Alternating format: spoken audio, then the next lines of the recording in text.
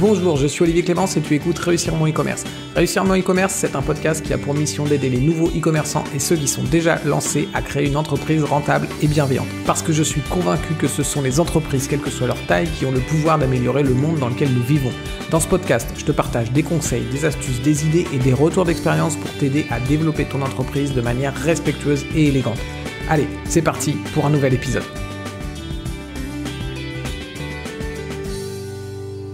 Salut, j'espère que tu vas bien. Aujourd'hui, j'ai invité Olivier Sauvage pour répondre à la question comment améliorer l'expérience utilisateur d'un site e-commerce. Donc l'expérience utilisateur, tu connais peut-être ce terme-là sous UX.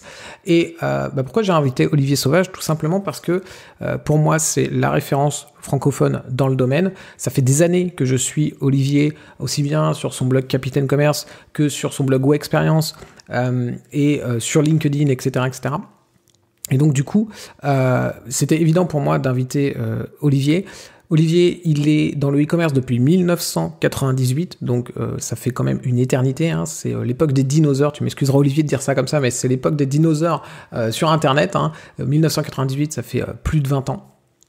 Et il est aussi dans l'UX depuis 2003, donc là on est bientôt à 20 ans au moment où j'enregistre ce podcast, donc il a une expérience incroyable aussi bien en e-commerce qu'en expérience utilisateur, et il a l'agence Wexperience, et Wexperience c'est une agence avec 10 collaborateurs qui s'occupent de sites e-commerce essentiellement pour améliorer leur expérience utilisateur. J'ai donc demandé à Olivier de répondre à cette question, comment améliorer l'expérience utilisateur d'un site e-commerce, et on va parler de différentes choses. On va parler déjà de ce qu'est l'expérience utilisateur. J'ai demandé à Olivier de nous donner sa définition de l'expérience utilisateur, et c'est très intéressant de voir la vision qu'il a pour bien mettre les choses à plat et que tout le monde soit OK, parce qu'on entend un peu tout et n'importe quoi sur l'expérience utilisateur. Donc là au moins, tout le monde va partir avec les bonnes bases pour écouter cet épisode. Ensuite, je lui ai demandé pourquoi c'est important de travailler l'expérience utilisateur, et tu vas voir que c'est devenu urgent maintenant en fait de travailler l'UX de ton site depuis la pandémie. Donc on va t'expliquer tout ça. Tu vas voir aussi quelles sont les erreurs fréquentes et notamment ce à quoi tu dois t'attendre si tu fais une refonte de ton site parce que tu penses qu'il y a des problèmes d'ergonomie, il y a des problèmes d'utilisabilité sur ton site. Eh bien, tu vas voir à quoi il faut t'attendre quand tu fais une refonte, et on va aussi voir comment repérer les problèmes d'UX, les problèmes d'expérience utilisateur sur ton site. Donc j'espère que tu es chaud pour qu'on te délivre toutes ces informations, et sans plus attendre, je te laisse avec mon entretien avec Olivier. Olivier, comment vas-tu et est-ce que tu es chaud pour parler aujourd'hui d'expérience utilisateur sur les sites e-commerce? Bonjour Olivier, écoute, ça va très bien, et évidemment que je suis chaud puisque j'adore parler du UX, donc allons-y. Ok, c'est cool. Alors, juste pour remettre les choses à plat, pour qu'on soit au clair, que les auditeurs soient au clair, est-ce que tu peux nous donner ta définition de l'UX, de l'expérience utilisateur? C'est quoi selon toi? Alors, je vais vous donner ma définition propre, effectivement, puisque moi, je suis spécialisé dans l'UX et le e-commerce. Et moi, j'ai toujours vu l'UX comme un moyen d'améliorer l'ergonomie des sites, mais pour que les gens qui vont sur les sites de e-commerce ne se préoccupent pas d'utiliser l'interface du site, mais se préoccupent des offres qu'ils voient et de bien choisir leurs produits. Donc pour moi, l'UX, une bonne UX, c'est une interface de site qui s'efface au profit de l'expérience client. Ok, donc en gros, c'est le meilleur moyen de mettre en avant l'offre en faisant en sorte que le client ne pense même pas à comment il fait pour commander ses produits, c'est ça? Ouais, complètement, c'est vraiment ça. En fait, moi j'aime bien comparer ça d'ailleurs avec ce qui se passe dans un centre commercial. Et je me dis toujours que j'ai réussi à faire une bonne UX quand les gens ont l'impression d'être sur un site comme quand ils sont dans un centre commercial, qu'il y a de la musique, qu'il y a une ambiance, qu'il y a du monde, que c'est chaleureux, et que les seules choses qui les préoccupent finalement, c'est de faire du lèche-vitrine, c'est de bien profiter des offres. Et donc, moi, mon métier, au final, c'est de faire que dans les escalators, on se bouscule pas, qu'on se sente pas serré, que dans les allées, c'est pareil, on ne se bouscule pas, qu'on entende bien le bruit de la musique, que tout se passe bien, et puis que donc on soit prêt à consommer, même si c'est peut-être un petit peu vulgaire aujourd'hui de parler de consommation, mais c'est vraiment ça, en fait, pour moi, je trouve. Ok. Alors moi, ça me parle. J'aime bien déjà prendre aussi des parallèles entre le e-commerce et le commerce physique, parce que souvent, on a tendance un peu à oublier que finalement, c'est quand même le même métier, et qu'à la base, en tout cas, c'est le même métier. Et ce que j'aime bien aussi dans ta définition de l'UX, en fait, c'est que tu remets... Alors forcément, de toute façon, en parlant d'expérience utilisateur, on est obligé de mettre l'utilisateur au centre du truc, mais tu remets ce pourquoi le client est venu vraiment sur le site, c'est finalement choisir un produit et il doit se concentrer que sur ça, pas forcément avoir besoin de comprendre comment fonctionne le site, etc. Bah oui. C'est une définition qui est plutôt claire en fait sur ce qu'est l'UX. Ouais, c'est cool. Et du coup, pourquoi, d'après toi, c'est important pour un e-commerçant il a en fait, les e-commerçants ont plein de choses à faire, plein de trucs dans la tête. Ils n'ont jamais le temps de tout faire. Et pourquoi c'est important de se dire, OK, il faut quand même que je travaille l'expérience utilisateur sur mon site. Qu'est-ce qui fait que ça vaut le coup de s'y mettre en fait? Parce que ça peut vraiment faire la différence avec les autres sites, en fait. C'est vraiment une question intéressante parce que je me la suis souvent posée, puis des fois je me disais que j'avais pas la réponse aussi. J'étais même pas pour convaincu moi-même par la réponse, mais aujourd'hui j'en suis vraiment convaincu parce que en plus on sort d'une période très très particulière qui est unique pour la plupart d'entre nous, qui est cette fameuse pandémie. On a été confinés, on a tous passé, en tout cas pour beaucoup d'entre nous, on a passé du temps en télétravail et on a passé de plus en plus de temps devant des écrans. Alors je sais pas les chiffres exacts, mais je crois que en moyenne, un Français va passer aujourd'hui 4 à 5 heures devant un écran d'ordinateur. Quand je dis un écran d'ordinateur, la plupart du temps, c'est un smartphone en réalité, hein, qui est quand même qui est un ordinateur en fait, qui n'est pas un téléphone. Hein. C'est un ordinateur, un smartphone en réalité. Donc on y passe énormément de temps. On utilise de plus en plus de services en ligne. On fait aussi de plus en plus de e-commerce. Hein. Les chiffres de la FEVAD sont sortis récemment. Quasiment tout le monde achète des produits en ligne, ce qui était un petit peu moins le cas avant la pandémie. Et donc, dans ce contexte-là, aujourd'hui, qu'est-ce qui se passe? Il se passe que les gens ont accès à une offre de plus en plus pléthorique. Hein. Le nombre de sites de e-commerce a encore augmenté l'année dernière. On est à plus de 250 000, je crois, sites de e-commerce. Et puis, il n'y a pas que les sites de e-commerce, il y a tous les sites de services. Donc, il y a une offre qui est vraiment pléthorique, très très large. Et puis, on va dire que parallèlement à tout ça, il y a des phénomènes de bord qui se produisent un petit peu et c'est devenu compliqué pour les gens en fait de surfer sur les sites. C'est devenu astreignant, fatigant. En fait, il y en a tellement partout que euh, aujourd'hui, un utilisateur, moi j'appelle ça un utilisateur, j'appelle pas ça un client, il va avoir tendance à rechercher les endroits où les choses sont plus faciles à faire et à réaliser, où les interactions sont moins fatigantes. Hein. Parce que en fait, ce qui se passe, c'est que quand on est devant un écran d'ordinateur, on utilise. En fait, qu'est-ce qu'on utilise? Énormément de jus de cerveau, hein, puisque le corps est quasiment immobile. Hein. Qu'est-ce qui bouge quand on est devant un écran d'ordinateur? Quasiment rien, à part le doigt et les yeux, c'est à peu près tout. Le corps est immobile et toute notre énergie en fait est utilisée par le cerveau. C'est assez consommateur. Hein, il faut quand même comprendre que le cerveau, c'est un organe qui représente entre 2 et 4% du poids total du corps, mais qui consomme entre 20 et 25% d'énergie utilisée chaque jour. Donc c'est vraiment un organe qui est très très gourmand en énergie. Et le cerveau s'autorégule lui-même, il passe beaucoup de temps à économiser, à épargner l'énergie qu'il dépense. Et le but de l'ergonomie, et des UX designers, c'est vraiment de créer justement des expériences, des interactions homme-machine sur des sites de e-commerce qui font qu'on économise cette énergie. Et naturellement, donc, les gens vont aller s'orienter vers les sites qui offrent le plus de facilité d'utilisation. C'est en ça que c'est vraiment super important. Et on voit bien d'ailleurs à quel point c'est important, puisque les plus gros sites de e-commerce en France consacrent des budgets non négligeables sur l'UX pour faire que ce soit facile, en fait, à la fois de trouver un produit, à la fois de trouver une information, à la fois de comprendre aussi cette information, parce qu'il ne s'agit pas juste de la trouver, mais il faut aussi la comprendre, d'être assuré.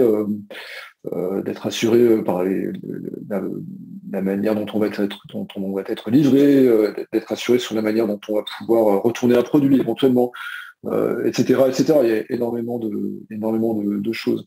Donc c'est important, vraiment important, dans ce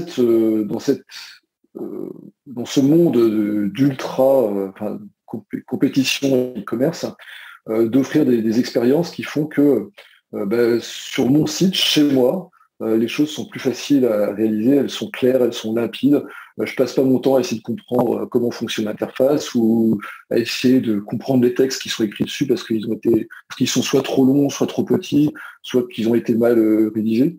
Donc, l'UX intervient sur tous ces paramètres, sur tous ces critères, et c'est en faisant ça, en améliorant ces paramètres et ces critères, qu'on va créer des expériences qui sont simples, faciles, agréables pour l'utilisateur, et naturellement, qui vont le fidéliser en quelque sorte. Enfin, j'insiste beaucoup là-dessus parce que, en fait, à partir du moment où on aura utilisé un site et qu'on aura trouvé le bon produit, que ça n'aura pas été trop fatigant de le faire, qu'on aura été facilement informé, on va mémoriser ça en fait, et quand on aura besoin de réacheter quelque chose sur ce même site, on se souviendra de l'expérience qu'on a vécue et on aura tendance naturellement à aller vers celui-là plutôt que vers un autre où l'expérience aura été plus complexe, plus pénible, ou même parfois sur des sites où on n'aura même pas réussi à terminer par exemple ce qu'on avait l'intention de faire.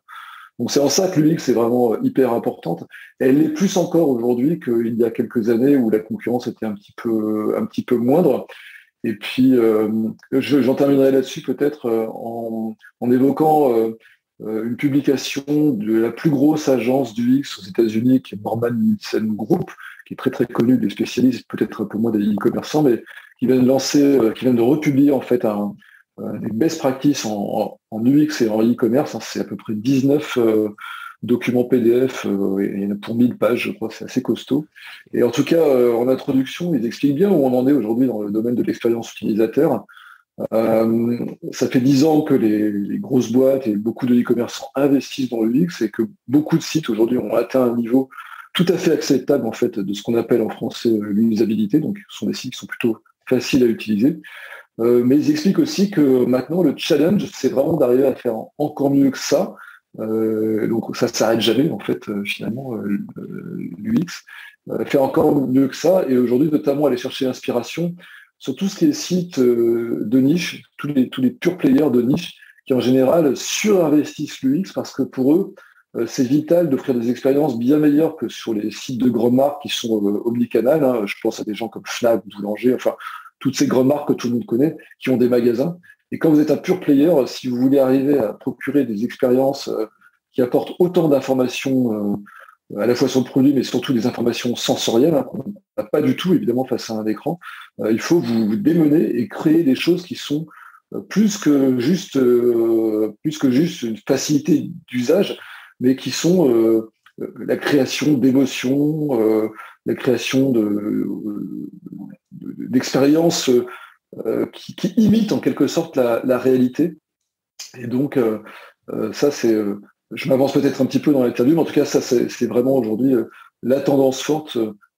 Les choses qui vont être recherchées en UX, c'est justement d'aller voir du côté des pure players, acteurs de niche, parce que souvent c'est ceux-là qui déploient beaucoup de nouveautés et d'innovations en termes du UX. Alors, je peux citer un exemple, je pense notamment à Back Market, hein, qui est quand même maintenant une grosse start-up, mais qui a déployé depuis le début, par exemple, une dialectique au niveau des textes, un ton un petit peu humoristique, qui est vraiment sa marque de fabrique, et qui fait que voilà, qui a contribué en tout cas pour partie au succès de Back Market. Et je pense que dans l'esprit de ses dirigeants, c'est quelque chose qui est important, qui n'est pas anodin.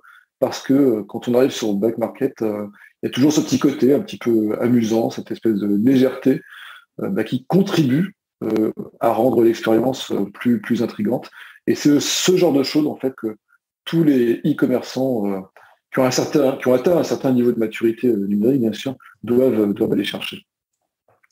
Ok. Du coup, moi j'ai noté pas mal de choses, je prends des notes en même temps, hein, que tu me donnes tes réponses pour justement appuyer certaines choses et aussi résumer ta réponse. Globalement, pourquoi c'est important l'UX aujourd'hui? Déjà parce que, alors tu me diras ce que tu en penses. Moi, j'ai vu le chiffre en gros, depuis la pandémie, en fait, le e-commerce a pris comme quelque chose comme 5 ans d'avance par rapport à ce qu'il aurait dû, comme il aurait dû avancer en termes de nombre de sites e-commerce, en termes d'offres, en termes de nombre de clients qui vont aller sur Internet. Des personnes qui seraient peut-être jamais allées sur Internet ont été obligées de le faire, d'autres qui allaient assez peu ont été obligés de le faire beaucoup plus, etc. Donc des usages en fait qui ont évolué très très vite. Moi j'ai vu des chiffres comme 5 ans d'avance. Je ne sais pas si on peut mesurer comme ça, mais en tout cas, est-ce que déjà tu es d'accord toi avec le fait que on a vraiment pris il y a eu une grosse poussée en fait du e-commerce, aussi bien côté client, côté utilisateur que côté e-commerce. Est-ce que tu ressens ça aussi toi? Ah bah, clairement, ça a été un accélérateur de numérisation et d'amélioration des interfaces et de modernisation du e-commerce. Alors en fait, il y a eu plusieurs phénomènes qui se sont passés en même temps. Pour des acteurs qui étaient déjà bien en avance sur le e-commerce et sur le UX, ils ont continué à améliorer leur expérience utilisateur pour pouvoir engranger encore plus de bénéfices. Et pour les acteurs qui n'étaient pas encore suffisamment numérisés, et moi je peux le dire au premier rang, puisque on l'a vu, hein, on a eu des demandes de clients de nombreuses sociétés de e-commerce, plutôt d'ailleurs des sociétés un petit peu plus petites que les sociétés avec lesquelles nous on a l'habitude de traiter, puisqu'en général on travaille plutôt avec des grands comptes, qui sont réveillés, entre guillemets. C'est-à-dire qu'en fait, les sociétés qui avaient négligé les aspects facilité d'utilisation de leur site, qui se contentaient d'aligner des produits, qui avaient une solution e-commerce, quelle qu'elle soit, hein, ça peut être un PrestaShop, un Spotify, une solution développée à façon, et qui se sont rendus compte d'un seul coup qu'ils n'étaient pas compétitifs, et que s'ils voulaient arriver à vendre et continuer à vendre, il fallait qu'ils se mettent vite au niveau du marché. Et donc on a eu un phénomène comme ça de précipitation où les gens se sont mis à investir rapidement pour pouvoir offrir une qualité d'expérience qu'ils n'offraient pas. Et pour se mettre au niveau des meilleures sociétés, hein, je pense, je peux citer quelques marques, mais moi j'aime bien le travail qui est fait chez Leroy Merlin, qui a un site extrêmement complexe et compliqué, hein. Le bricolage, c'est des dizaines de milliers de références qui offre aujourd'hui une qualité d'expérience vraiment très bonne. Je vais en citer un autre parce que c'est un de mes clients et qu'il faut aussi quand même que je parle de mes clients. Je fais un peu ma pub, mais on travaille pour Castorama.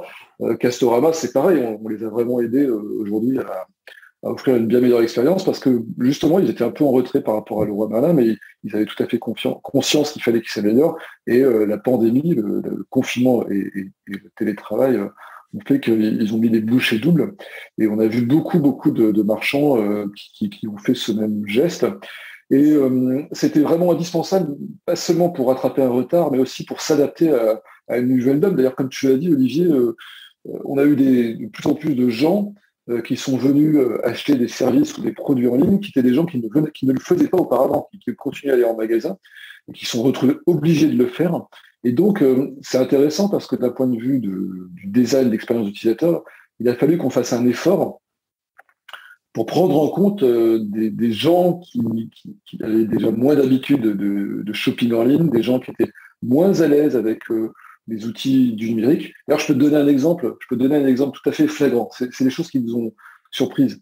Du jour au lendemain, nous, on a dû faire des études, des audits de sites à distance. Hein, d'habitude, nous, quand on audite un site, on fait venir des gens, des clients, des utilisateurs finaux, on les fait venir dans un studio, on leur demande de surfer sur un site ou sur une app, on les enregistre, on regarde ce qu'ils font, on les interviewe, il y a un échange, c'est très humain, c'est dans la proximité, c'est super riche, on apprend plein de trucs. Et là, du jour au lendemain, on ne pouvait plus le faire. Il fallait qu'on le fasse à distance, avec des outils de visio. Et ça posait a priori aucun problème technique, c'est un peu moins riche, c'est un peu moins agréable, mais bon, on pouvait le faire. Et comme aujourd'hui les usages du mobile aussi ont explosé, hein, on a de plus en plus de gens qui utilisent leur téléphone pour aller sur Internet, ça devient même une majorité de gens en réalité.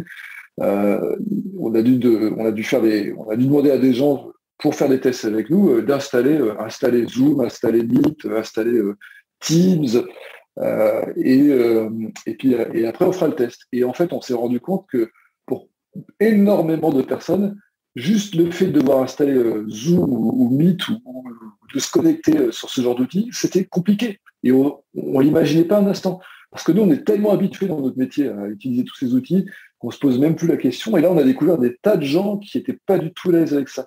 Et avec des opérations très très simples en réalité. Et donc, la pandémie a fait venir tous ces gens qui n'étaient pas présents auparavant. Et il a fallu prendre en compte cette donne. Et donc, aussi travailler les interfaces pour que ce soit facile aussi pour ces gens-là. Alors, ils vont vite progresser, hein, ils apprennent très très vite, hein, c'est le propre du genre humain que de progresser et d'apprendre très très vite, mais n'empêche que aujourd'hui, une des recommandations qu'on faisait déjà peut-être auparavant, mais sur laquelle on insiste plus aujourd'hui, c'est de dire, c'est d'élargir en fait son cercle de visiteurs et de prendre en compte vraiment des gens aussi qui nous ressemblent moins, qui n'ont pas un iPhone 13 mais qui ont un vieil iPhone ou un vieil Android, qui n'ont pas une connexion optique, en fibre optique hyper rapide, mais qui sont peut-être sur une vieille ligne ADSL qui va pas très très vite. Et donc ça oblige complètement à revoir la manière dont on travaille en prenant en compte un cercle beaucoup plus large d'utilisateurs, avec des utilisateurs qui non seulement sont un petit peu moins à l'aise avec les outils du numérique, mais qui aussi, par exemple, ne disposent pas du matériel dernier cri.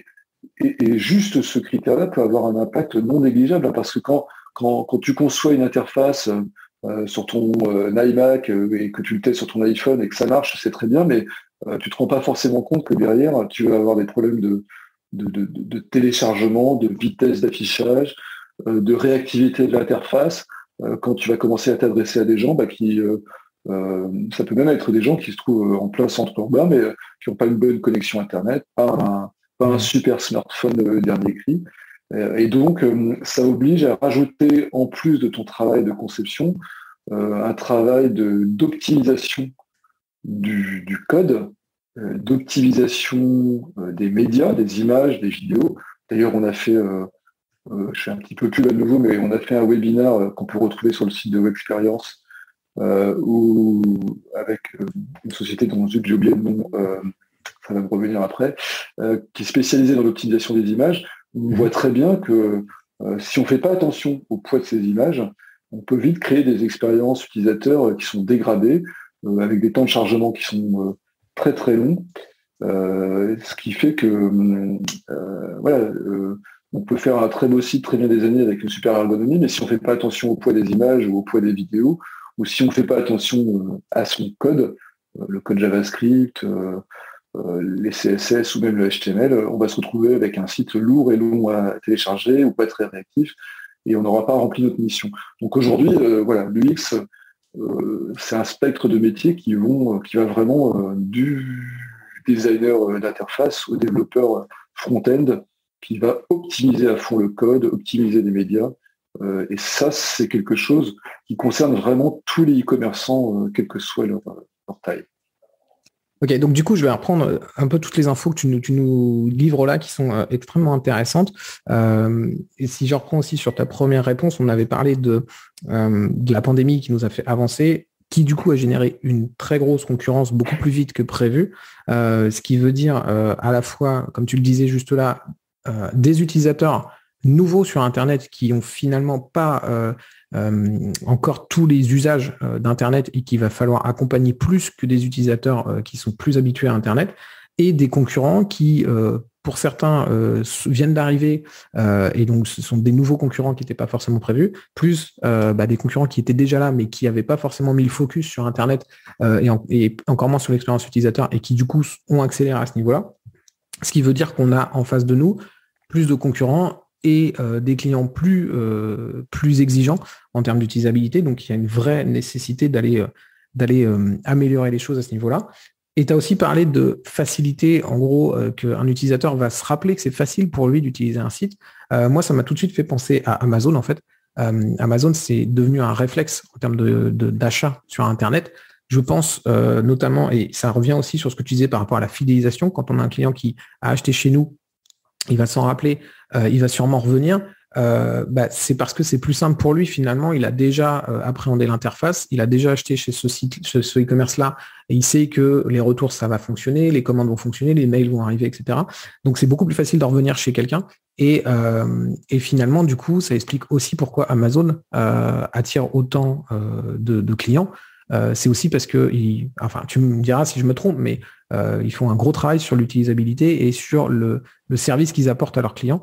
Et du coup, c'est facile de commander sur Amazon et du coup, on a l'habitude de commander sur Amazon. Qu'est-ce que tu en penses à ce niveau-là ? Alors, c'est vrai qu'on a tendance à citer Amazon comme un exemple à suivre en termes d'UX. Moi, je dirais qu'aujourd'hui, c'est plus si vrai que ça. C'est devenu un site gigantesque, difficile à gérer à mon avis, hein, même si j'imagine qu'il y a des armées de gens qui travaillent chez Amazon, avec une ergonomie qui est très particulière. Alors c'est certain que j'imagine, j'en sais rien puisque je ne suis pas dans les petits papiers d'Amazon, mais qu'ils ont des armées de UX designers qui travaillent sur l'optimisation permanente du site. Alors, notamment, je pense qu'ils font énormément de testing du type test AB, test multivarié pour pouvoir comparer des versions de pages les unes contre les autres et optimiser ça. La grande force d'Amazon aujourd'hui, c'est le fait qu'ils soient numéro un en fait. C'est les meilleurs. Alors c'est vrai qu'il faut aussi prendre en compte le fait que en termes de services, ils sont assez inégalables. Ils ont mis en place des choses qui coûtent extrêmement cher à mettre en place pour les concurrents, et les concurrents ont un peu de mal à suivre. Et qu'est-ce qui s'est passé là, évidemment, ils ont beaucoup de clients, et beaucoup de gens vont naturellement désormais vers Amazon parce que, non pas parce que le site était peut-être le plus facile à utiliser, mais parce que euh, d'abord, effectivement, c'est ce que je disais, parce qu'ils ont un bon service, et puis aussi parce qu'au bout d'un moment, ils ont pris l'habitude d'utiliser Amazon, hein. C'est vrai qu'Amazon a été les premiers à sortir un service d'abonnement de shopping. Ça a permis de créer de la récurrence, hein, d'utilisation de leur site.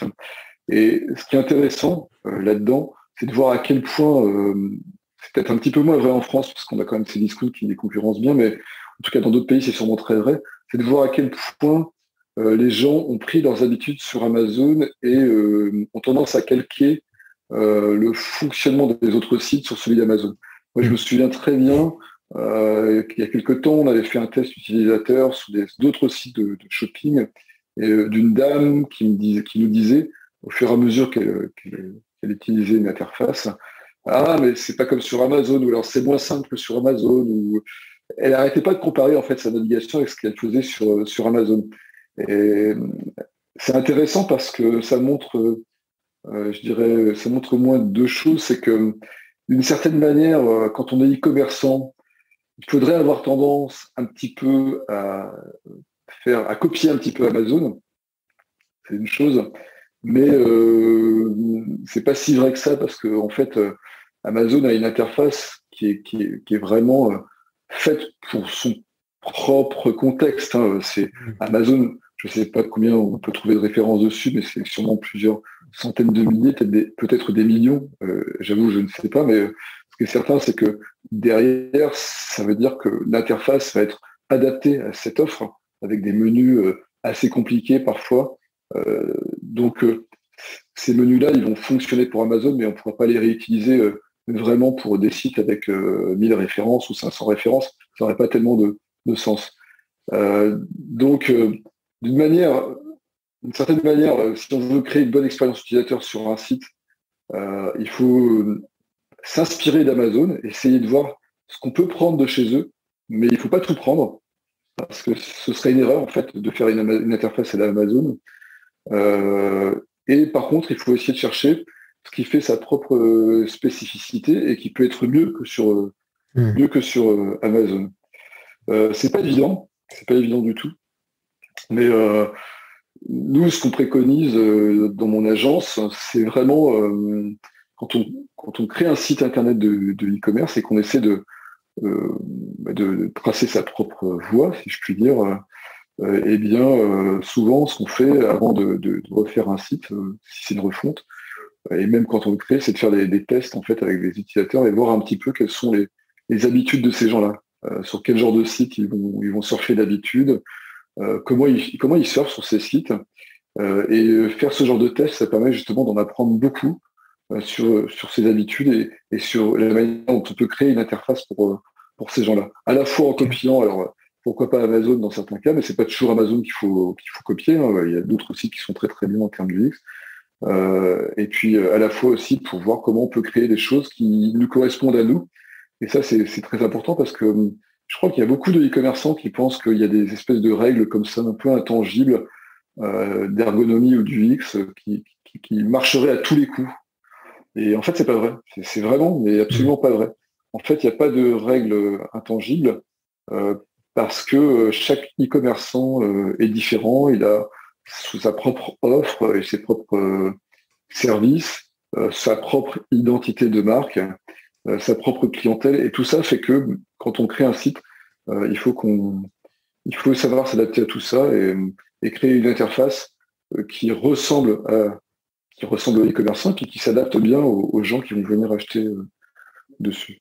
Donc Amazon, oui, c'est intéressant de regarder ce qu'ils font, mais il ne faut pas forcément les copier, même en fait je dirais même qu'il ne faut pas du tout les copier. Il faut comprendre pourquoi ils font ça et faut comprendre pourquoi ils font certaines choses et voir si nous on peut s'en inspirer et l'adapter pour notre site. Oui, tout à fait, exactement. Ça c'est vraiment une notion moi que je trouve hyper importante en fait. C'est de se dire que quand on est e-commerçant, si on veut vraiment créer une bonne expérience pour ses utilisateurs et vraiment répondre à leurs besoins, à leur façon de surfer, c'est déjà d'essayer de comprendre comment font les gens vraiment. C'est pas la même chose si vous vendez des paires de chaussures que si vous vendez des voitures, que si vous vendez des valises, que si vous vendez des produits de beauté, que si vous vendez des voyages. On ne peut pas appliquer les mêmes règles. Et ça se voit bien d'ailleurs, il suffit d'aller sur le web.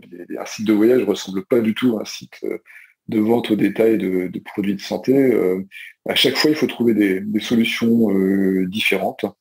Et c'est ça d'ailleurs qui rend le métier du UX designer très, très intéressant. C'est que c'est justement pas des recettes et pas des règles qu'on applique bêtement en se disant tiens, si je fais ça, ça et ça va marcher. Non, ça marchera pas parce que vous avez des spécificités qui vous sont propres et vos clients, c'est pas forcément les mêmes que votre compétiteur le plus proche. Et votre offre, vous allez peut-être pas vouloir la valoriser comme on fait aussi vos compétiteurs, vos concurrents. Donc nous, en tant que UX designer, quand on travaille pour des clients, on essaie d'apporter cette réflexion pour faire que vous soyez différent des autres et en même temps vous offriez une bonne expérience utilisateur. Et si je peux me permettre juste encore d'enfoncer le clou sur ce sujet-là, en fait, c'est assez amusant de penser que il y a beaucoup de e-commerçants qui, vraiment, je le dis parce que je ne l'invente pas, qui nous disent moi je veux une ergonomie à la Amazon, ou moi je veux ressembler à tel site parce que ça marche, et puis il faut faire comme ça. Mais quand vous regardez les vrais magasins dans la vraie vie, IRL, comme on dit, real life, il n'y a pas un magasin qui se ressemble en réalité, quoi. Alors ils ont tous des allées, ils ont tous des présentoirs, ils ont tous des étiquettes pour afficher les prix, mais quand on regarde bien, tout ça à chaque fois est complètement différent, quoi. Complètement différent, et chaque magasin offre une expérience différente. Alors oui, il y a des espèces de fondamentaux comme ça qui sont un petit peu inaliénables et inaltérables, mais en réalité, à chaque fois, ils sont modifiés, ils sont altérés, ils sont changés. Un magasin Ikea, quand vous prenez un magasin, qui sont des grands magasins avec des grandes surfaces, ils ont une organisation qui leur est très très propre. Et curieusement, j'ai pas connaissance d'aucun de concurrent d'Ikea qui a essayé d'imiter cette espèce de labyrinthe inextricable, enfin cette espèce de chemin forcé. Je connais pas de commerçants qui vendent des boulettes de viande suédoises pour concurrencer Ikea. Pourquoi ? Parce que l'idée, c'est que Ikea a ses règles propres et que si vous les imitez, les gens ils iront chez Ikea, ils vont pas aller chez vous. C'est une signature. C'est une signature Ikea, quoi. Ouais. Donc,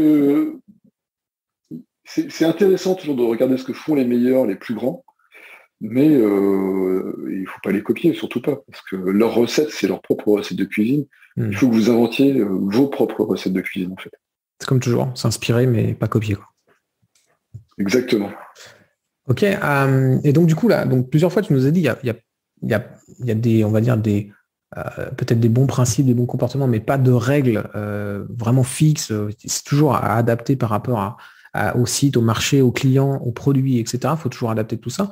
Est-ce que par contre, tu vois des erreurs qui reviennent souvent, des erreurs fréquentes que tu vois, que les gens vont faire quand ils vont essayer de faire de l'UX sur leur site? Ça, c'est la question qui me fait toujours beaucoup réfléchir parce que j'ai toujours du mal à dire qu'est-ce qui est une erreur, qu'est-ce qui n'est pas une erreur d'ergonomie. Il y a beaucoup de choses qui est une erreur beaucoup de sites sont imparfaits, quasiment tous les sites comportent des problèmes d'ergonomie et d'utilisabilité. Moi, il y a une chose que j'aime bien dire quand on me pose cette question-là, c'est pas tellement de dire je vois souvent des gens qui mettent des messages d'erreurs pas terribles sur leur formulaire d'inscription. C'est vrai que ça arrive souvent. Je vois souvent certains sites de e-commerce, par exemple, font pas vraiment attention à leur merchandising. Donc, on va voir, par exemple, dans des listes de produits, la disparité entre les photos, les produits ne sont pas présentés de la même manière. C'est typiquement une erreur. Il faut faire attention à présenter tous ces produits de la même manière. Ça semble évident, mais il y a encore des gens qui font cette erreur-là, ou des gens qui ne mettent pas en place des zooms assez puissants. Alors, ils mettent des zooms, puis quand vous cliquez sur zoom, la photo elle est quasiment aussi grande ou aussi petite que la photo vignette. C'est un truc que j'ai vu souvent, honnêtement, et puis je ne comprends jamais pourquoi les gens laissent ça comme ça. C'est clair. À croire qu'ils n'essaient pas de comprendre à quoi sert un zoom. Donc, des choses comme ça, il y en a plein, en fait. Il y en a énormément. Des textes pas assez contrastés. Alors voilà, vous avez le graphiste, il s'est dit, moi j'ai fait un truc super beau, alors il va faire des petits caractères gris, clairs, sur fond blanc, parce que ça fait design, mais bon, c'est juste totalement illisible pour certaines personnes, et sur mobile, quand vous avez un petit reflet sur votre écran, vous n'allez plus pouvoir lire le texte. Enfin voilà, il y a plein de trucs comme ça, on pourrait faire une liste infinie de problèmes.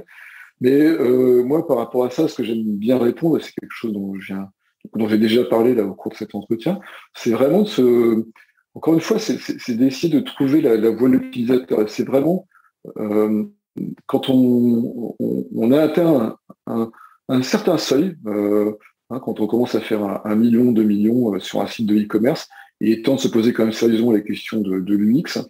Et avant d'avancer et de commencer à corriger des choses, à améliorer des erreurs, parce qu'on peut très bien se dire, tiens, là, oh là, là on n'a pas bien fait ça, on va l'améliorer. Moi, j'ai beaucoup de gens, c'est marrant d'ailleurs, parce que souvent, quand on va voir quand on a plutôt des e-commerçants qui viennent nous voir pour nous dire améliorer notre site, ils ont toujours un discours très négatif sur eux-mêmes, et ils sont toujours en train de dire, notre site, il est vraiment nul, on peut plus le voir en peinture, c'est vraiment catastrophique, aidez-nous s'il vous plaît. Et en fait, nous, on fait systématiquement ce qu'on appelle des tests utilisateurs. C'est ni plus ni moins qu'en fait, ce que je disais tout à l'heure, demander à des gens de surfer sur le site, tout bêtement. Ils surfent, on les regarde, on leur pose des questions. Et là, qu'est-ce que vous faites? Et là, comment ça se passe? Et là, vous avez bien compris ce qui se passait. Et vous êtes surpris là, quand vous avez cliqué sur le bouton sur ce qui s'est passé après. On fait ça, c'est comme un peu des entretiens psychologiques. Et on apprend plein de trucs comme ça, c'est super intéressant. Et de faire ça, c'est vraiment le meilleur moyen justement de commencer à faire de l'UX et de pas se tromper. Tu parlais d'erreurs, puisque ta question c'était sur les erreurs, quelles sont les erreurs à pas commettre. La première erreur à pas commettre, c'est vraiment c'est justement de se dire, ok, moi je ne sais rien, j'ai une vision complètement biaisée des choses par rapport à mon site. Et comme je disais souvent, elle est d'ailleurs biaisée dans le sens négatif du terme, où on a l'impression que son site est nul. Non. Si vous voulez pas faire d'erreur, déjà, premier truc, demander à des gens alors il y a tout un protocole à respecter quand même pour que ce soit pas trop biaisé, mais en tout cas, demandez à des gens d'utiliser votre site, regardez ce qu'ils font, prenez des notes, interrogez-les, posez-leur des questions, et vous allez voir très très vite qu'il y a plein de choses très intéressantes qui vont ressortir. À la fois, bien sûr, des problèmes, c'est ça qui est intéressant, c'est de trouver des problèmes, mais c'est des vrais problèmes que vous allez trouver. Parce que moi, très souvent, je peux regarder l'interface et dire, je sais pas, votre interlignage, il est pas bon, votre contraste, il est pas bon. Je peux trouver plein d'erreurs comme ça en tant qu'expert. Je peux dire, ça c'est pas bon. Puis quand je vois les gens qui sortent sur un site, je me rends compte que ça les dérange pas du tout. C'est pas un problème. Et puis par contre, souvent, ils vont bloquer sur un truc que j'aurais pas imaginé. J'ai des tas d'exemples comme ça, mais moi je me souviens d'un exemple très très simple. Ça remonte à quelques années, mais c'est toujours valable. Sur un formulaire de création de compte, on demandait aux gens de mettre le nom de leur commune, la ville où ils habitaient, quoi. Étonnamment, il y a des gens, le terme commune, ils ne savaient pas ce que ça voulait dire. Alors, j'aurais jamais imaginé que les gens ne pouvaient pas savoir ce que ça voulait dire. Et ça les bloquait. Ils disaient, là, je sais pas quoi faire, je comprends pas ce qu'ils me demandent. Et alors, en test, quand ils nous font ça, souvent les gens se tournent vers nous avec un air un peu angoissé, mais alors, aidez-moi s'il vous plaît. Et nous, on leur dit, non, là, vous êtes chez vous, vous êtes tout seul, nous, on n'est pas là. Donc on peut pas vous aider, et on leur dit, mais qu'est-ce que vous auriez fait dans ce cas-là? Je sais pas, j'aurais arrêté parce que là je comprends pas très bien. Et c'est intéressant d'ailleurs de noter que en grande partie, très souvent, il y a beaucoup d'erreurs, de problèmes d'ergonomie d'expérience utilisateur qui sont liés au sens des mots, à la compréhension des mots, des phrases, etc. C'est un petit aparté comme ça, mais je le dis, parce que en plus c'est super facile à corriger les mots par rapport au design, donc c'est un bon tips. Et voilà. J'ai une anecdote que j'ai lue, alors je ne sais plus dans quel bouquin, c'est un bouquin sur l'UX justement en anglais, qui expliquait que sur un bouton, pardon, ils avaient mis, t'avais le bouton ajouter au panier, ok, et ils avaient changé le wording, le mot ajouter au panier sur ce bouton, ils n'avaient rien changé d'autre, ils avaient mis simplement acheter maintenant. Ce qu'on voit d'ailleurs assez souvent, c'est parfois un conseil qu'on a, alors encore une fois, je pense qu'il n'y a pas de règle, il n'y a pas de règle, ça se teste. Mais en fait, ils ont constaté qu'il y avait, alors ce qu'ils appelaient en anglais le fear click, ou je ne sais plus comment ils l'appelaient, mais la peur de cliquer sur le bouton, parce que les utilisateurs pensaient qu'en cliquant sur le bouton, ils allaient peut-être arriver tout de suite sur la page où on allait leur demander leur numéro de carte bleue, alors qu'en fait, ils voulaient juste l'ajouter au panier. Et alors que quand tu cliques sur le bouton, ça l'ajoutait vraiment au panier, mais simplement le mot qui avait été mis à la place de l'ajouter au panier, les tests utilisateurs avaient montré que les gens avaient peur de cliquer sur le bouton, parce qu'ils ne comprenaient pas ce que ça allait faire et ils pensaient que ça allait tout de suite les amener à l'achat alors qu'ils voulaient juste ajouter au panier. Donc c'est un détail. En effet, comme tu le dis, pour un développeur, ça va prendre 3 minutes à changer, mais ça peut faire toute la différence sur quelques milliers de visiteurs qui vont avoir peur de cliquer sur le bouton en fait. Mais ton exemple est vraiment extrêmement judicieux parce que ça se passe vraiment à ce niveau-là souvent. C'est vraiment des mots. Je crois qu'il faut quand même qu'on arrive à comprendre, pour nous qui travaillons dans le web, que pour énormément de gens, tout ça n'est pas si naturel, si instinctif. Et même si aujourd'hui la plupart des gens ont un smartphone et surfent sur Internet, il n'empêche qu'il y a une espèce d'appréhension et de crainte de mal faire en fait. Alors, est-ce que c'est lié spécialement à notre culture française? Je ne sais pas, mais en tout cas, il y a beaucoup de gens qui ont l'impression que quand ils vont cliquer sur quelque chose, derrière, ça aura des conséquences irréparables. Alors, c'est marrant parce que il va rien se passer si on clique sur le bouton, ça va pas exploser. C'est extrêmement rare qu'il se passe quelque chose. En fait, je veux dire, la plupart du temps, il se passe rien. Et puis, quand il y a vraiment quelque chose d'irréparable, en général, il y a une fenêtre d'alerte qui vous dit, mais est-ce que vous êtes vraiment sûr de vouloir faire ça? La plupart des sites aujourd'hui sont suffisamment bien conçus pour éviter cet écueil, mais cette appréhension reste. Et l'exemple que tu donnes, il est flagrant et il est tout à fait, il est vrai, mais je le plus sois parce que c'est vraiment quelque chose qu'on peut constater souvent. Moi, je sais qu'on a eu un exemple assez similaire quand on travaillait avec une assurance. L'assurance, c'est un sujet qui est compliqué, qui est angoissant, parce que en fait, on vous demande d'acheter un truc en ligne. Et en vérité, vous savez pas trop ce que vous achetez. Il y a trop de clauses dans une assurance. Pour beaucoup de gens, c'est pas simple à comprendre. Et même franchement, je vais pas être méprisant, mais même pour des gens intelligents, c'est pas toujours simple de comprendre une assurance. Et pour la moyenne des gens, c'est compliqué. Et des libellés parfois un petit peu tortueux ou un petit peu complexes peuvent vraiment les freiner et les empêcher d'avancer. C'est pour ça que il faut vraiment, encore une fois, j'insiste là-dessus. Et spécialement peut-être parce que si vous êtes dans un domaine un peu niche ou un domaine où l'acte d'achat est un petit peu engageant, je pense au voyage par exemple, mais il n'y a pas que ça, ça peut être des objets de luxe ou des choses comme ça. C'est pour ça que c'est vraiment important de bien travailler avec vos utilisateurs, de les faire intervenir, de les faire tester, pour essayer vraiment de déceler un petit peu tous ces petits freins qui ne sont pas évidents à première vue, hein, honnêtement. Encore une fois, même nous, en tant qu'experts, on n'arrive pas à les voir. Ce sont vos utilisateurs qui vont vous aider à éviter certains écueils, certains pièges comme ça, que vous aurez du mal à détecter autrement, parce que il y a beaucoup de gens aussi qui pensent que on peut améliorer l'UX et trouver des problématiques du UX en utilisant les web analytics, en regardant les statistiques. Mais en fait, pas du tout, c'est impossible. C'est pas avec vos web analytics que vous allez comprendre ce qui se passe sur votre site. Alors vous allez voir l'endroit où ça marche pas. C'est vrai que des fois, dans un tunnel de commande, vous avez un taux d'abandon qui est énorme. Vous savez pas pourquoi. Ça va restreindre ça va restreindre la zone de recherche en gros, mais ça va pas nous dire. Ça restreint la zone de recherche. Voilà. Exactement. Okay. Vous n'allez pas savoir ce qui se passe, quoi. Vous pouvez triturer vos données dans tous les sens. Vous ne saurez jamais que, tu vois, ça peut être le libellé sur le bouton qui fait que les gens n'osent pas cliquer, tout simplement. Donc voilà, les mots sont importants. Et il y a quelque chose que je dis moi, je suis spécialisé dans le référencement naturel et ça s'adapte, je pense, complètement, et tu me diras si j'ai raison ou pas, complètement à, à l'UX, en fait, à l'expérience utilisateur. C'est que souvent, les e-commerçants ont ce que moi j'appelle le syndrome de l'expert, c'est qu'en gros, ils ont toutes leurs données, ils ont toute leur expertise, ils ont les années d'expérience derrière de leur marché, et très souvent, ça les bloque en référencement naturel, mais ça va les bloquer, je pense, aussi en termes d'expérience utilisateur. Tu donnais l'exemple de commune dans le formulaire qui à la place du mot ville, tu vois. Je pense qu'en tant que commerçant, qui sait ce qu'il va faire avec cette donnée, il a besoin des communes pour retargeter derrière, pour faire ce qu'il veut, etc. Il a mis ce champ-là pour ça, en fait. Pour lui, ça lui parle forcément le mot commune, mais parce que derrière, il y a tout ça, en fait, derrière. Il y a tout ce qu'il va faire avec cette data, pourquoi il veut ce champ-là, etc.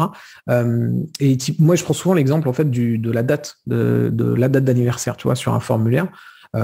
J'ai tendance à dire de façon, même si encore une fois, il n'y a pas de règle générale, mais à un moment donné, c'est peut-être pas le bon moment de demander la date d'anniversaire quand la personne est prête à commander.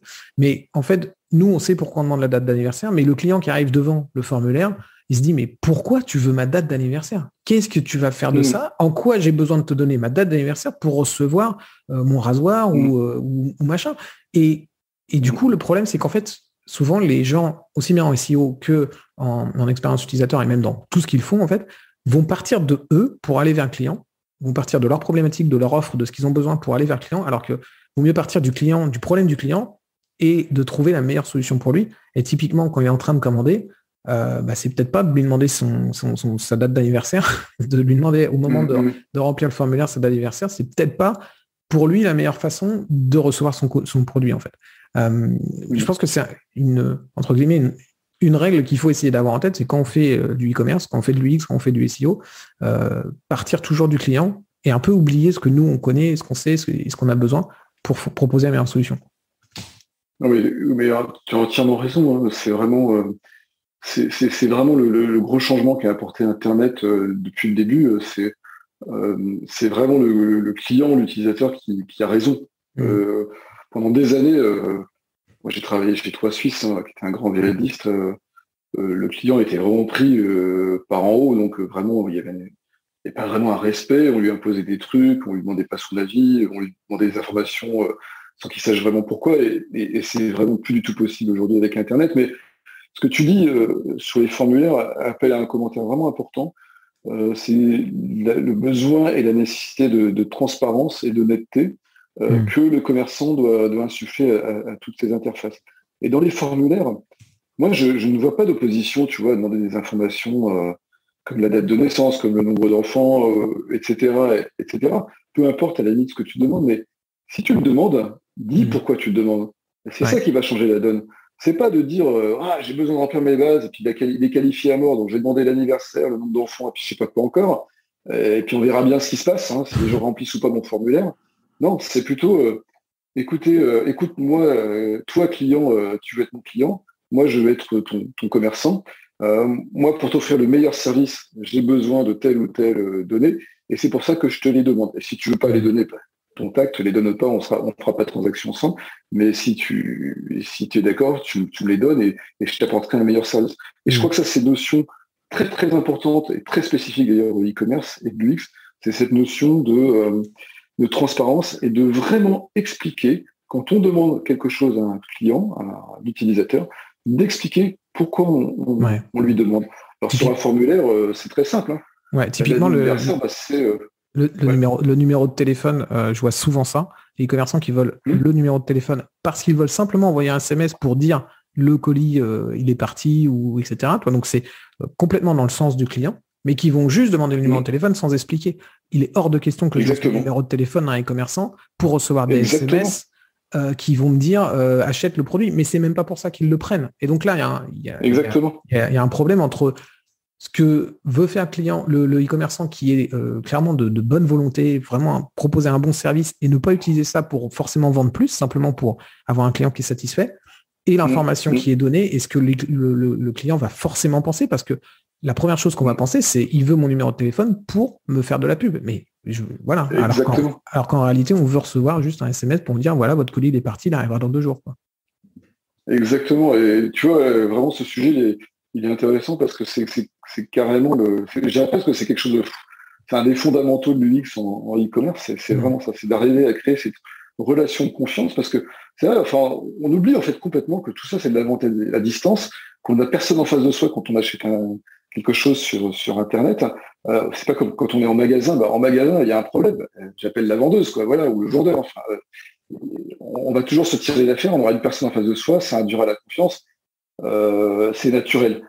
Non, sur le web, en e-commerce, on n'a personne en face de soi. On est seul face à son écran, face à une machine. Enfin, il faut quand même bien réaliser qu'on est face à un robot, quoi. En fait, un site e-commerce, c'est ni plus ni moins qu'un robot qui réagit d'une certaine manière à des impulsions, qui n'a aucune émotion, qui est incapable de prendre une initiative, qui ne réfléchit pas, qui n'a pas d'empathie, et voilà.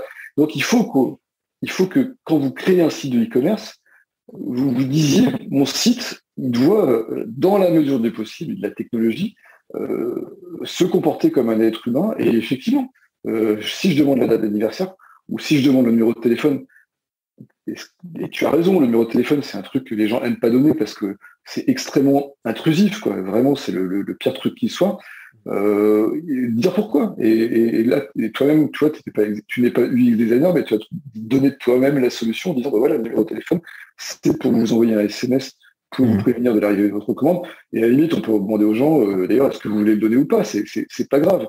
Mais les gens le donnant peut-être plus facilement à ce moment-là, s'ils savent que c'est pour être prévenu par SMS, évidemment en respectant la RGPD bien sûr, ouais. Et en n'utilisant pas ce numéro de téléphone pour faire du démarchage derrière. Mais ça, c'est un autre sujet, ouais. Mais je trouve que l'UX, une des définitions de l'UX en e-commerce, ça pourrait être aussi ça, tu vois. C'est la transparence. Comment créer la transparence, ouais, tout à fait. Ok, cool. Écoute, dans les erreurs fréquentes aussi, alors moi, que je constate, et ça revient à ce que tu disais, l'e-commerçant qui arrive et qui qu'en a marre de son site en fait, et il trouve que son site il est pourri, il est nul, etc. Déjà, une première chose que moi j'ai tendance à leur dire, c'est mais vous êtes 24 heures sur 24 sur votre site, votre client il voit 2 fois l'année pendant 1 heure. Donc lui, il n'en a pas marre de votre site déjà, c'est une première chose. Vous pouvez être complètement lassé de votre site, mais pas vos clients. Et après, souvent, j'ai des e-commerçants qui viennent et qui me disent faut que je fasse une refonte complète de mon site. À mon sens, c'est pas une bonne solution en termes du X. Parce que, et encore une fois, tu me dis si je vais dans le bon sens ou pas, mais à mon sens, tu vas partir d'une solution qui est imparfaite pour arriver à une solution qui est tout aussi imparfaite, mais juste imparfaite différemment, en fait, avec des problèmes résolus et de nouveaux problèmes qui arrivent. C'est pas comme ça qu'on fait de l'UX. C'est intéressant de parler d'aborder le sujet de la refonte. C'est un gros sujet. On avait déjà parlé en préparant un peu ce podcast, mais en tout cas, une chose est certaine, c'est que dans la mesure du possible, il faut toujours éviter de tout casser, de tout reconstruire. En tout cas, en termes d'interface et d'expérience utilisateur, parce que fatidiquement, ça amène à un problème qui est celui que j'appelle le mur des habitudes, où même en améliorant une interface, en la rendant plus facile à utiliser, changer les habitudes, c'est un casse-tête, c'est un problème. Ça génère forcément de l'insatisfaction, forcément des récriminations. On a parlé déjà de ce sujet-là un peu auparavant, mais c'est le cas typique du SNCF Connect, quoi. C'est je change tout du jour au lendemain, à la fois ma marque, à la fois mon parcours utilisateur, mon UX, etc. Il faut pas être étonné après que les gens râlent, c'est complètement normal. Bon, après, c'est un choix. Je sais que chez SNCF Connect, il a été assumé. C'est un choix, et parfois, on n'a pas d'autre possibilité que de tout changer. C'est vrai, ça arrive. Maintenant, nous, en tant que designer, quand on a des clients qui veulent améliorer leur site, c'est vrai qu'on a plutôt tendance à leur dire faites-le progressivement, à petits pas, sans provoquer de grands changements. Et c'est d'ailleurs quelque chose qu'on voit à l'œuvre sur les gros sites. Par exemple, Amazon, en 20 ans, 25 ans, on a fait qu'évoluer. L'interface d'aujourd'hui a plus grand-chose à voir avec celle d'il y a 25 ans. Pour la raison simple qu'il y a 25 ans, ils vendaient que des livres, aujourd'hui, ils vendent de tout. Donc forcément, ça ne peut pas être la même interface. Mais personne n'a jamais dit « Waouh, D'ailleurs, Amazon a fait une refonte. Je me souviens pas d'avoir entendu ça. Non, d'ailleurs, il y a un petit jeu rigolo à faire. Quand vous serez sur Google, vous tapez Wayback Machine, qui est un outil qui prend des captures d'écran des sites régulièrement, plus ou moins régulièrement, et on peut du coup regarder des interfaces de sites d'année en année. Et je m'étais amusé à le faire sur Amazon. C'est vrai que si tu prends aujourd'hui et en 1998, ça ressemble pas. Mais par contre, tu fais année par année, tu as le menu donc, qui a un peu changé, la colonne de gauche qui a un peu changé, puis au fur et à mesure, on arrive à ce qu'on a aujourd'hui. Mais c'est jamais, t'as pas ce sentiment, comme tu disais, d'arriver, puis il y a tout qui a changé, et les gens n'aiment pas le changement, donc les gens râlent, et il y a des gens qui vont partir parce que ça a changé, pas forcément parce que c'est moins bien, juste parce que ça a changé, et que leurs habitudes ont changé. D'ailleurs, un truc que je discutais avec des développeurs l'autre fois, c'est l'interface de paiement. Tu sais, quand tu arrives, tu dois mettre ton numéro de carte bleue. Il y a plein d'e-commerçants qui n'osent pas proposer un service qui est plus intelligent en termes du UX, parce qu'ils vont proposer le paiement directement sur leur site avec quelque chose qui est mieux foutu au niveau des messages d'erreur, etc. Ils vont garder l'interface de leur banque, donc tu vas arriver sur le truc du Crédit Agricole, sur le truc de CIC, etc., tu vois, qui est pas toujours le plus top en UX, etc. Mais finalement, c'est pas complètement fou comme décision, parce que les clients ont leurs habitudes, en fait. Et même si tu leur proposes quelque chose de ça va les déranger. Donc, quand on regarde sur Wayback Machine et qu'on regarde toutes les années, en fait, on voit bien que ça a juste évolué Amazon. Ça n'a jamais été une refonte énorme, et que d'une année sur l'autre, faut faire attention pour voir la différence, en fait. Exactement. Et ça, c'est super important parce que il y a beaucoup de gens qui pensent que... c'est super important. Ce que tu as dit, c'est quelque chose que j'aime bien raconter. On peut même faire... effectivement, on peut améliorer un site en refondant complètement, en faisant une meilleure ergonomie. Et ben, c'est pas pour autant pour ça que les gens vont l'adopter. C'est pas parce que c'est mieux fait qu'ils vont l'adopter. La force des habitudes est tellement importante que pour beaucoup de gens, la plupart d'entre nous d'ailleurs, c'est vrai, on préfère rester dans notre petit confort habituel plutôt que de changer. Et ça, c'est quelque chose qui s'explique scientifiquement très très bien. J'avais fait une conférence là-dessus sur les habitudes il y a 3 ans avant la pandémie, et j'expliquais pourquoi au niveau du cerveau, c'était si difficile de changer d'habitude. Et puis, juste une petite anecdote justement à propos de ça, puisque il y a eu ce fameux changement de SNCF qui est passé de oui SNCF à SNCF Connect. Moi, j'avais eu l'occasion de discuter avec un des grands spécialistes allemands de l'UX, dont vous pouvez retrouver l'interview sur le blog de Experience. Il se trouvait que, lui dirige une agence à Berlin, en Allemagne, et on a parlé un petit peu de SNCF Connect comme ça, en blaguant, parce qu'on disait que le buzz avait été très négatif. Et il me disait, ah ouais, mais nous aussi, on a refait le site de la Deutsche Bahn il y a 5 ans, donc la Deutsche Bahn, c'est l'équivalent allemand de la SNCF. Okay. Et on a travaillé comme des malades, on a fait plein de tests utilisateurs, on a tout amélioré, tout allait super bien, et on était très très fiers de notre travail. Et puis une semaine avant la mise en production, on voulait quand même avoir le cœur net un petit peu des améliorations, et puis on a un peu orienté différemment nos questionnaires, nos études d'utilisateurs.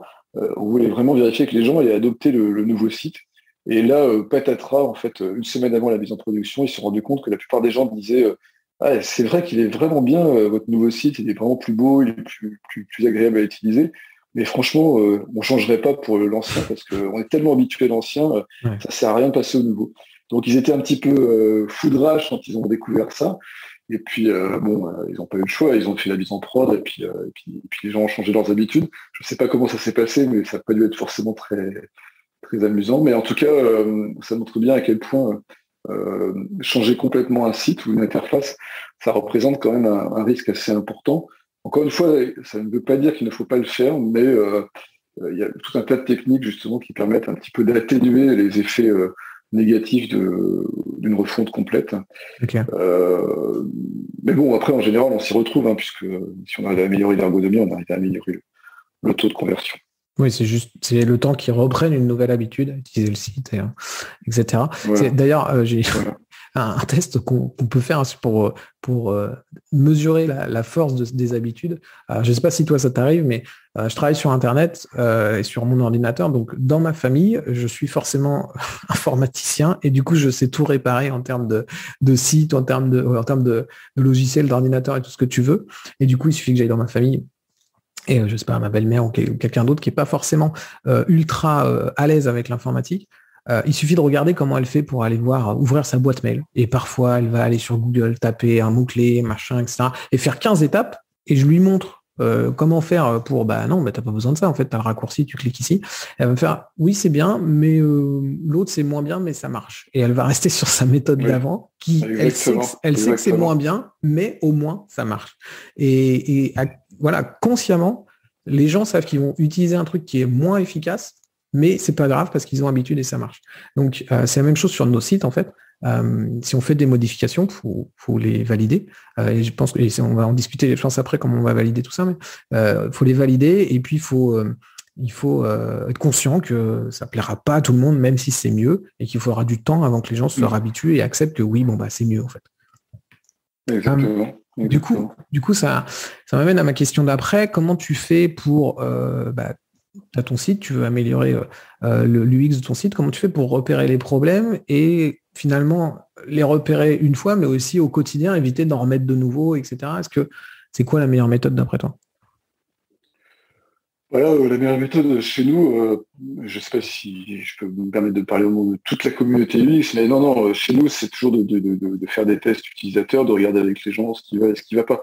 Pour te donner un exemple, en fait, nous, quand on travaille sur l'optimisation ou la refonte de site, en général, on en fait 2, voire 3 des tests, un petit peu. On en fait un avant pour commencer à comprendre ce qui va et ce qui ne va pas sur un site.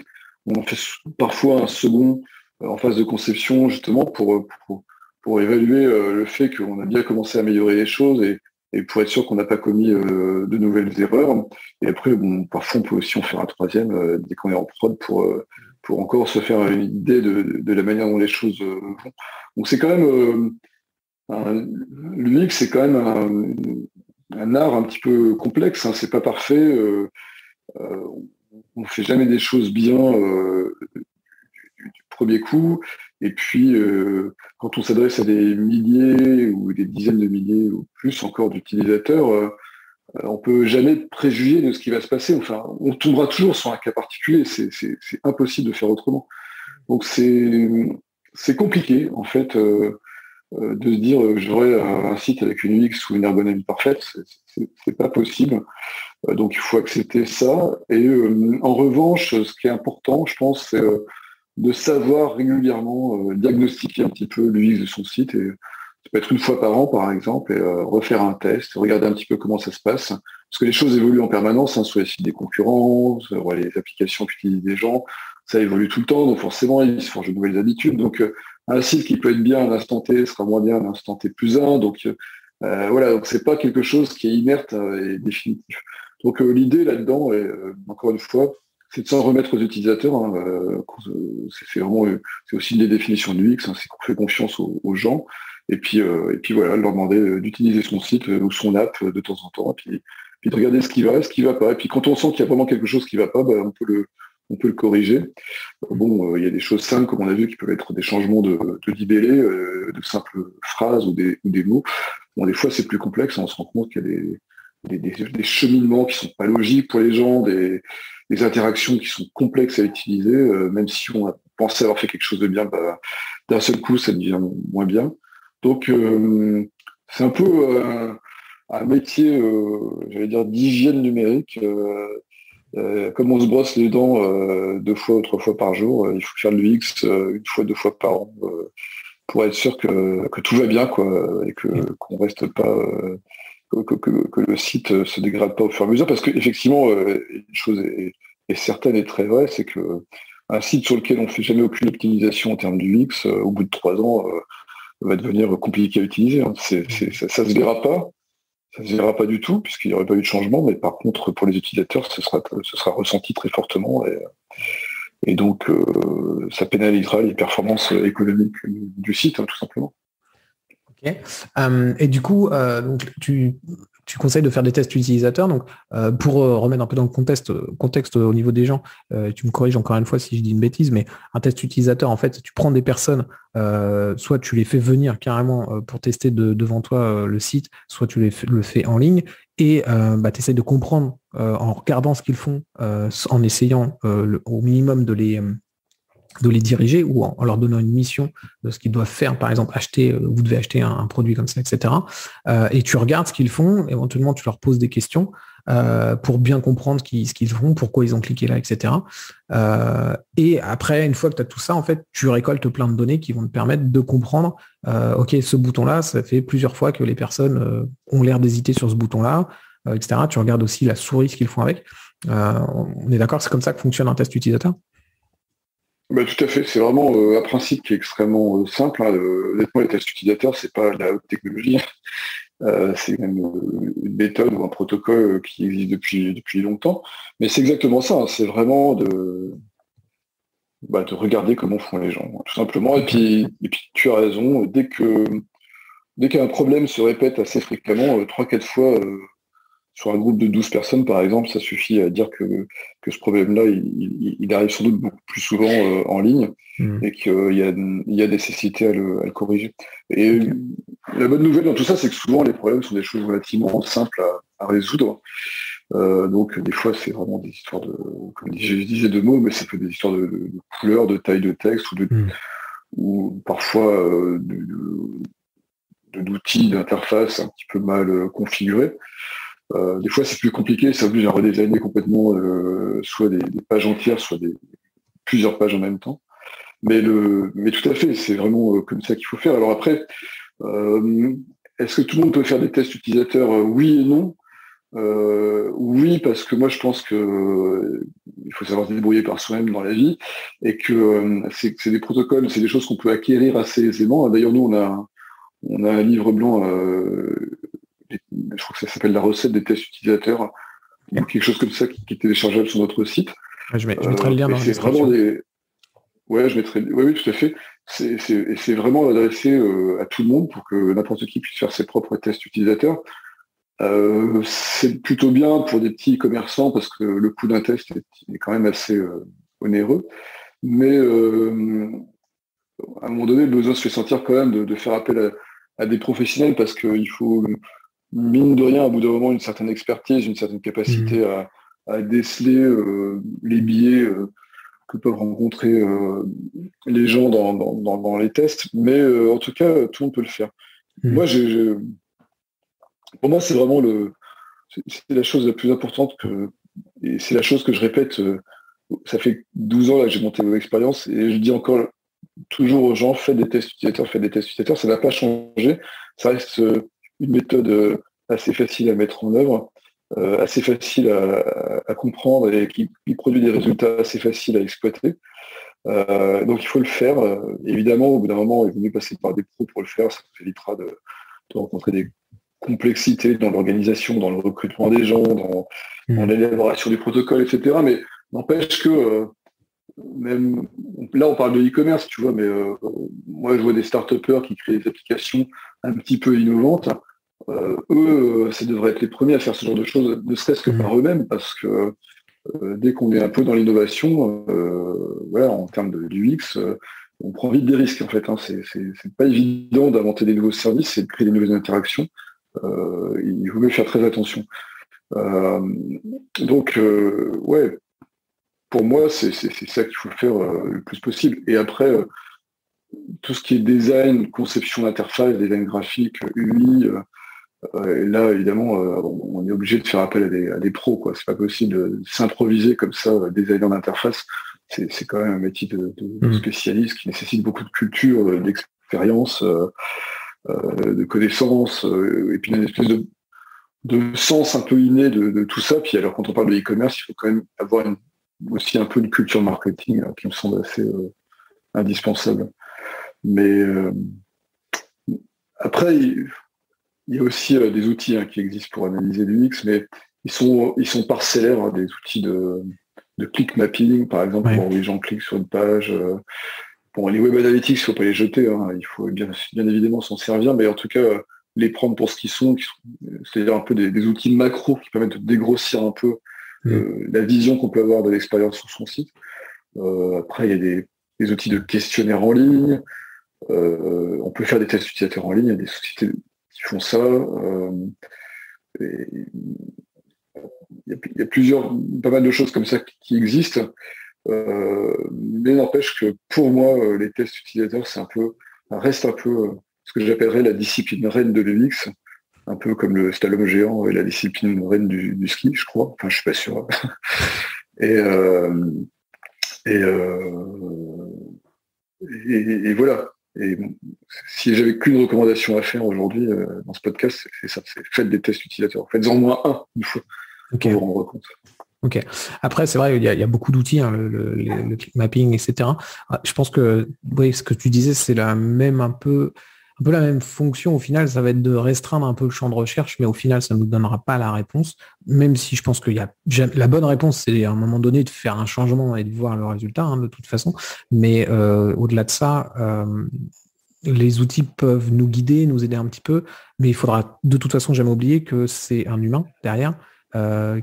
C'est plusieurs fois un humain, c'est plein de fois, c'est 1 millier de fois un humain, etc. Mais du coup, la meilleure réponse qu'on puisse avoir, c'est directement de la bouche d'un humain, avec des questions, une discussion, etc.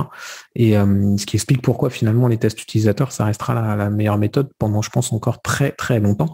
Et du coup, donc ce que tu nous disais, c'est que finalement, des tests utilisateurs, tout le monde peut en faire, notamment en suivant les conseils de ton livre blanc. Simplement, on n'aura pas le même degré d'analyse, le même degré de sélection des personnes qui vont faire le test utilisateur derrière. Arriver à un certain stade, comme n'importe quel domaine d'activité, c'est pas le job du e-commerçant. Et à un moment donné, il faut arrêter de bricoler, je vais le dire comme ça. On peut faire des tests utilisateurs par soi-même, ça nous fait un peu avancer, etc. Mais à un moment donné, on va forcément atteindre un niveau où c'est plus notre job, il faut laisser la main à quelqu'un qui est capable de le faire plus vite, mieux, et puis finalement moins cher que nous, parce que le temps que l'e-commerçant va le faire, c'est de l'argent qu'il dépense, qu'il ne peut pas gagner ailleurs. Et du coup, passer par un professionnel qui va faire les choses mieux et plus vite est beaucoup plus intéressant. Exactement. Ok. Tout à fait. Écoute, je pense qu'on a fait un bon tour d'horizon de ce qui est l'expérience utilisateur, de pourquoi il faut le faire, qu'est-ce qui pose problème régulièrement, et puis comment on va faire pour un petit peu résoudre ces problèmes-là, et notamment en passant par les tests utilisateurs. Je pense qu'il y aurait plein d'autres sujets qu'on pourrait aborder autour de l'UX. De toute façon, tu passes ton temps à parler du UX, donc il y a énormément de sujets. Donc pourquoi pas refaire un podcast sur le sujet, sur peut-être un sujet plus pointu de l'UX, parce que là on a dégrossi les choses. J'ai bien aimé notamment la partie clarté des informations, etc. Donc ça peut être, on pourra complètement reparler de tout ça. Est-ce que tu as un dernier mot à conseiller à une personne qui a écouté le podcast aujourd'hui, et alors ça peut être une ressource que tu proposes, ça peut être une question que tu leur proposes, tu leur invites à se poser. Enfin voilà, un dernier mot pour une personne qui a écouté le podcast, qui avait pas forcément l'UX en tête avant et qui maintenant se dit ok, faut peut-être que je me pose un petit peu là-dessus. Ce serait quoi peut-être la prochaine étape, ce serait quoi le mot que tu pourrais laisser à cette personne-là qui vient d'écouter le podcast? Juste un mot, t'as le droit à une phrase si tu veux. T'as le droit à une phrase si tu veux. Une phrase, c'est faites un test utilisateur, au moins si vous n'en avez jamais fait. J'arrête pas d'insister là-dessus, mais j'y reviens. Et puis après, vous pouvez aussi suivre vos expériences sur les réseaux sociaux. On publie énormément de contenu, on fait énormément de webinars sur ce domaine-là. On partage des infos avec des solutions tierces. Voilà. Si vous voulez, t'as un podcast aussi. Un podcast qu'on peut suivre. On a aussi un podcast sur l'expérience digitale, exactement. Okay. Voilà, et puis je crois que c'est tout ce que j'ai à dire. Je réfléchissais encore un petit peu, mais ça fait déjà. En tout cas, sortez-vous de vous-même, quoi. Ne pensez pas que vous le savez, en fait. Je pense que c'est ça qui est important. C'est ne pensez pas que vous le savez. Sortez-vous de vous-même et regardez ce que font vraiment les gens. C'est ça qui se passe sur votre site. C'est pas ce que vous imaginez qui se passe. L'UX, c'est pas du bon sens. L'UX, c'est pas des best practices. C'est vraiment, j'observe et je m'adapte en fonction de ce que font les gens. C'est ça vraiment, ce métier. Ok. Eh ben écoute, je pense que c'est un très très bon résumé finalement de comment voir l'UX, c'est cool. Et du coup, si vous voulez faire des tests utilisateurs, je vous mettrai le lien du livre blanc d'Olivier sur le sujet pour que vous puissiez voir ça par vous-même. Écoute, Olivier, merci pour ton intervention, c'était super cool. J'ai appris plein de choses et je pense que plein de personnes qui auront écouté le podcast vont avoir appris plein de choses. Si tu es intéressé, on refera un épisode si ça intéresse les gens de parler de sujets plus précis sur l'UX. Ouais. Moi, en attendant, écoute, je te remercie et puis je te souhaite une excellente journée. Merci à toi. Merci Olivier. Voilà, j'espère que cet épisode t'aura plu, j'espère que tu auras appris des choses et que tu pourras avancer sur l'expérience utilisateur de ton site e-commerce. Je vais te mettre dans la description de cet épisode tous les liens dont on a parlé avec Olivier et notamment le lien vers son livre blanc pour que tu puisses faire tes propres tests utilisateurs et que tu en apprennes plus sur les tests utilisateurs. Et c'est essentiel si tu veux améliorer l'UX de ton site e-commerce. Tu vas aussi trouver un lien vers la Black Box. La Black Box, c'est ma boîte secrète pour les e-commerçants. Dedans, tu vas avoir tout un tas de conseils que je vais pouvoir te donner régulièrement. Tu vas avoir des outils que j'utilise, tu vas avoir des livres blancs, tu vas avoir des bonus et tu vas avoir aussi des offres exclusives qui ne sont disponibles que pour les membres de la Black Box. Donc régulièrement, je fais des offres, je fais aussi des événements et ce n'est disponible que pour les membres de la Black Box. Tu ne peux pas avoir accès à ces offres, elles ne sont pas publiques autrement que si tu es dans la Black Box. Donc n'hésite pas à cliquer sur le lien et à t'y inscrire, tu laisses ton email. Et évidemment, si jamais ça te plaît pas, ce qu'il y a dans la Black Box, tu pourras te désinscrire quand tu veux. Tu auras un lien en bas de chacun des emails que je t'enverrai pour te désinscrire si tu n'es pas satisfait de ce que tu reçois.